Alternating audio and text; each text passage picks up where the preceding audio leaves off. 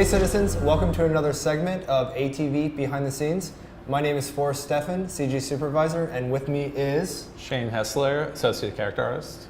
And we've talked a lot about taking a character concept and getting it into the game. But for this segment, we're going to actually show you. And so Shane has actually taken a shirt for the PU and gone through the whole process. So we're going to walk you through it.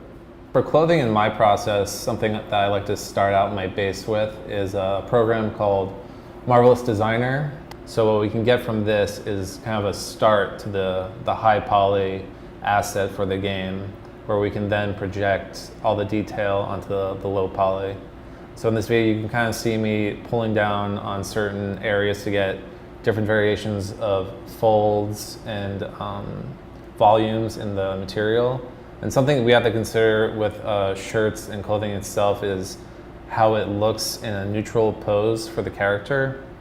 So something that looks very natural and almost a neutral state that will work with animation and clothing that may be worn on top of it. So once you're done in Marvelous, you export it out, you open it up in ZBrush. What's the next step? Do you check the scale? Do you have to decimate the mesh and then retopo it? Do you get to just start scanning on the mesh that gets exported? Like, what exactly happens in between? So what ZBrush allows us to do is basically take digital clay and sculpt it on the computer and get results instantly as far as sculpting folds, details, wrinkles, adding more geometry. When we import into ZBrush, it should be the exact same scale as the male base model, which we're referencing the entire time. So we always make sure, no matter what program it's in scale. Yeah, if you're going down the pipeline and you lose scale, it's a very big hassle to scale it back down and make sure it fits to your low poly geometry, which is in game. So the focus is always keeping the scale as it's going to be in game from start to finish.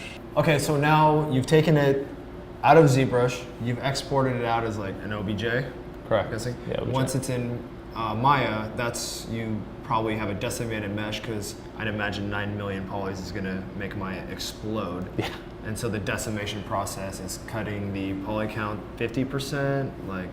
So I think we started at 9 million at the end of the high poly process, and then once it was reduced using a tool in ZBrush called decimation, we got it down to, I think, around 200,000 polygons. Okay. So my process is bringing the high poly that I reduced down to, like I said, around 200,000 polygons. And with that mesh, I can reference the high poly inside of Maya to then trace on top of using a tool in Maya called Quad Draw, which allows us to plot points in space on the high poly from ZBrush and minimize the poly count, which is represented in kind of a grid format using edges, faces, and vertexes. So we've created the high poly, we've created the game topology, we've done our UVs, and now you've gone through, you bake all your maps in XNormal. Correct. And then once you're done with baking your maps in XNormal, you've created a Photoshop file that has our texture set. Correct. And so the first one is the normal map. Yep. And tell us a little bit about what a normal map does. So a normal map takes a lot of the detail from your high poly and projects onto your low poly by controlling the way light hits your low poly geometry and how the light reflects and shades your object. So it basically kind of allows you to have shading on your topology without needing actual topology. Right, it gives you the illusion of Shadows detail and and shadow. Awesome. And then so you can see actually the fold in there and all that. And then the next one is the gloss. And then the gloss is your roughness Right, map. how kind of reflective the light is going off your material and how shiny or rough it is. So we have a material in the engine, and the material has a set specular. And then this map will actually create a roughness for that specular value. So if you have a surface that's super white because it has a very hot highlight, you can increase the darkness of your gloss map, and it will absorb, basically simulate heat, and it will distribute across the surface and kind of blend. So instead of having that nice specular highlight, it'll actually crawl across the surface a little more the darker Right. you get your gloss. Okay, so now the final process, you bring it into the engine, and after you exported it out of Maya, you saved out your texture set from Photoshop, Yep. and then you create a material out of Maya, and then you have plugged in all your textures, and like magic, voila, you have a beautiful shirt, and it looks great. by the Thank way. you. So do you want to take us through anything particular? So we can apply materials on our low polys by selecting the faces of the low poly.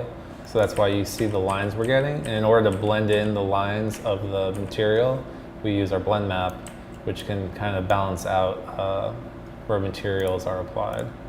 Cool. And I think that pretty much wraps up the process of starting with a concept, starting with a vision, starting with an idea, taking it all the way through the pipeline into a final product. Yep. And I'm sure everyone's going to be excited to get this shirt now. So thank you, Shane, so much. Thank you for making the shirt. It looks fantastic. And thanks everybody for tuning in to another segment of ATV. Cool.